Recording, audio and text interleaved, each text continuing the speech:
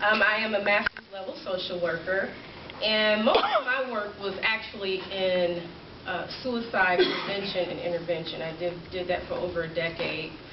And then I kind of, because of various reasons, one thing led to another, and I became the director of, excuse me, how is it going now? I became the director of sexual assault and advocacy services for the YWCA of Detroit. And that too was a program that was actually funded through the treatment board, the state's treatment board, to provide culturally relevant services. So, you know, unlike Kalimah, I didn't have that rich history with sexual assault and domestic violence. However, I was no stranger to trauma and how to address trauma. And I was no stranger to the challenges in the African American community, being a native Detroiter and being black myself. And so one of the things that our program tried to do in terms of reaching out to the people is not provide services in the traditional way, where we expect people to come into us, set an appointment, and we sit in our nice, cute office and take notes. That was not going to work. I wanted to get to the people who had no voice, the people who didn't have transportation, the people where counseling was a far distant idea for them. And so we did things like go to the NSO Tamani Center, which, if you're not familiar with that, that's like the last resort shelter for people on the streets. They don't even have beds. They have chairs that they sit in. But when I would go and I would talk to the women there, the level of victimization would just, it would bring me to tears.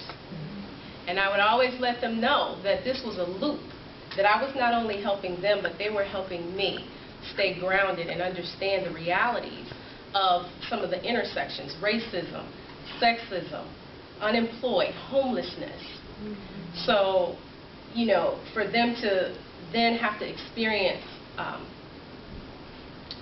being raped on top of everything else only compounded the issue and compounded the trauma. So anyway, I brought that. Unfortunately, that program did not get funded, and it came to an end, and that brought about my opportunity to join the coalition. And the coalition, they do great work in terms of, so working for the coalition allows me to take a step back, okay? So like Kalimah's work is very, you know, frontline. She's dealing with individuals, she's dealing with survivors, or how they want to label themselves. With the coalition, you kind of take a step back and you look at things like best practices. You look at things like prevention work, or, you know, things that will, again, equip the organizations in the state to make sure that they are providing the best services possible to survivors, and that includes prevention work as well. And policy, right. We definitely are up in Lansing every day. We have a dedicated staff person that watches the legislation constantly as it relates to survivors or sexual assault, domestic violence work. As a matter of fact, just the other day we got news that Congress passed the No Child Left Behind Act, which included a provision for all schools to basically have the green light to provide prevention programming in relation to domestic violence and sexual assault. And if you know anything about, if you've ever tried to get a program into a school, you will understand how significant this is for us, because it is very difficult to get these programs in the school, but that's where the work begins. And so, kind of guiding my conversation, because I know we're short on time, I guess what I really want to hone in on is, I'm trying to think of what's most important here. I wanted to talk to you about the perpetrator. That was one of the things that I wanted to talk to you about, because as it was mentioned earlier, oftentimes when we go into the victim blaming, a lot of that has to deal with how we see who rapes, how we look at what we visualize when we think about the rapist. And as Ms. Robinson talked about, 76% of the victims of sexual assault know their assailant. They know their perpetrator. So this vision of the dark stranger behind the bushes in the alley as the rapist, it happens, as Ms. Robinson said, but by and large, it is someone that we know. And so until we really begin to unpack who the rapist is, then really how can we focus on a holistic solution? You have to look at the fact that it could be even beyond, a family member, but it could be the boyfriend, or it could be, the person that's very likable in your social circles. And I guess the point that I really wanted to drive home with that is that the undetected rapist, which is a label that I'll talk about a little bit, it's a label that was given as part of a research, a body of work that was done by Leasack and Miller. They're professors that came out of Boston. The undetected rapist is a serial rapist, and they're more violent than men who don't rape. So, for example, the undetected rapist, just to give you an idea, with this body of work that Leasack and Miller did, they interviewed 1,882 men over a 20-year period. Out of those interviews, they identified 120 rapists. So what they did is they asked questions related to that type of behavior or that type of action. And so based on the responses, they were able to identify 120 rapists. Now that's only about 6%. So the fact that was made earlier, all men do not rape, is a very small percentage, holds true. With this research, of the 120 rapists, 76, that's about 63% of those men, either raped a woman repeatedly or raped several women. And to really put it in context, 76 men performed or executed 485 acts of rape. 76 men committed 480-something acts of rape. So even though it's a small percentage of the overall group, look at the damage. So when you talk about solutions, which was kind of where I was trying to guide the conversation, you have to look at this type of rapist. It is not the guy hanging in the bushes.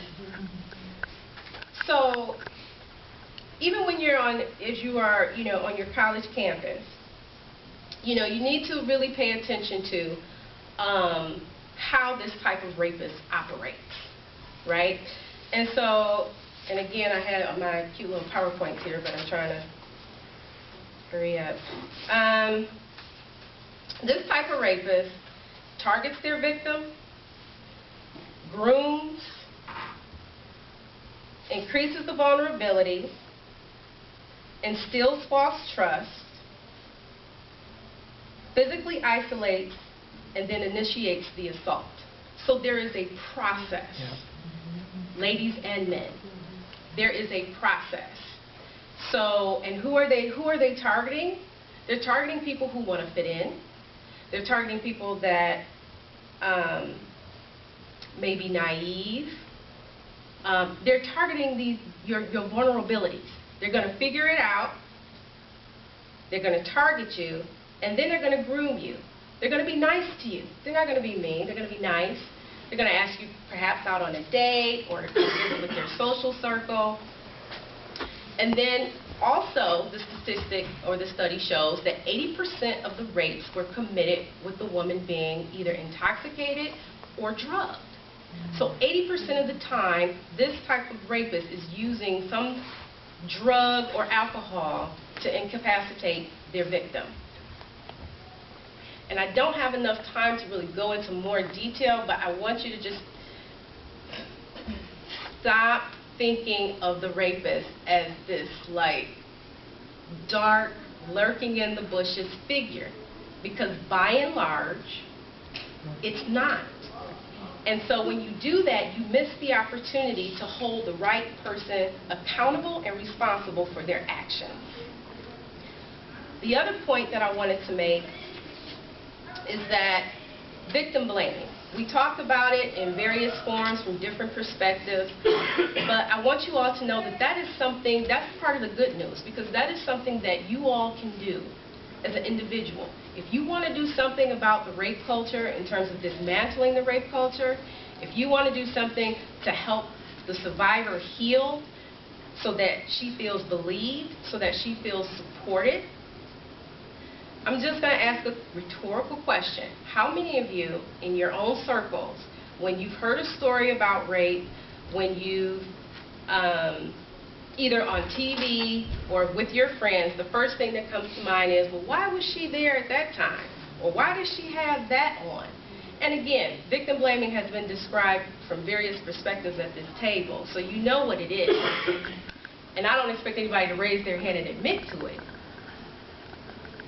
But if you are in that circle, even if it's not you, then be a bystander. Be what we call an active bystander. Don't allow the sexist jokes to go on. Say something about it. Don't allow for, anyway, if somebody is saying, oh, well, it was her fault. She shouldn't have been there. She shouldn't have had that on. Well, she dated him. No. No. It's why are you not asking why did he do what he did? So let's put the problem where it belongs. Let's take our own self, take a look at our own self and look at how and what can we do to dismantle the rape culture by taking responsibility for our own actions, our own thoughts. Let's be active bystanders and challenge people and their stereotypes so that we can truly put an end to rape. Lastly, just to talk a little bit more about what the coalition does, and what I will do is make my PowerPoint available because I also talk about risk and protective factors for perpetration, which I pulled from the CDC. But the coalition helps I told you that we help support the agencies. And so some of the things that we talk about, and this is very, very small, some of the things that we talk about in terms of a toolkit or reference or technical assistance in helping the programs deliver these kinds of programming include things around engaging men. There's a specific curriculum that is available that talks about how you can engage men and make men allies to the work, to the movement. There's other things like, and I do apologize, this is really small, legislative work that I talked about earlier. And then last but not least, I want to talk a little bit about Delta Focus.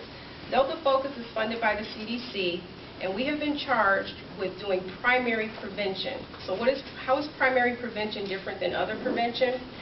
Primary prevention is geared towards creating an environment where it doesn't even happen. So the CDC is on board, which is a good thing.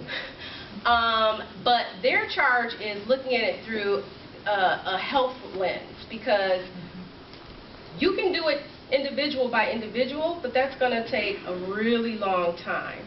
So the CDC is challenging us to come up with prevention strategies that will impact on a community level, on a societal level, so that you have a greater shift at one time. So that means that it's going to take a longer time to see outcomes, but when you do see those outcomes, just think about the smoking cessation program. About 20 years ago, you could go everywhere and people were smoking, and now it's like not cool to smoke.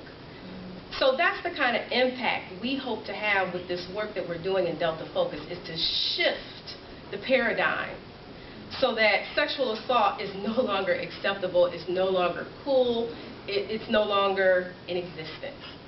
And so that's the work that we're doing.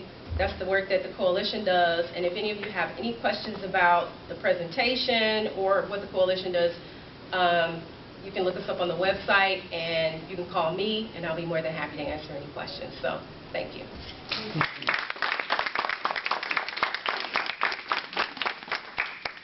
So, thanks again for our speakers, and thanks everyone for coming out. Again, we are having a t-shirt sale with our fabulous t-shirts. They're only $15. We are accepting cash, payment via PayPal, and also I have a square, like, for the credit cards and stuff. So if you're interested, just come over to the table and let us know. We'll take care of that. If you're not a Wayne State student, we can totally ship it to your house if you're local. So yeah, thanks everyone for coming out. And we do want to get some photos, so with our speakers, and also just as a group, just to show that we are doing stuff as an organization. So if everyone could, let's see, where should we take?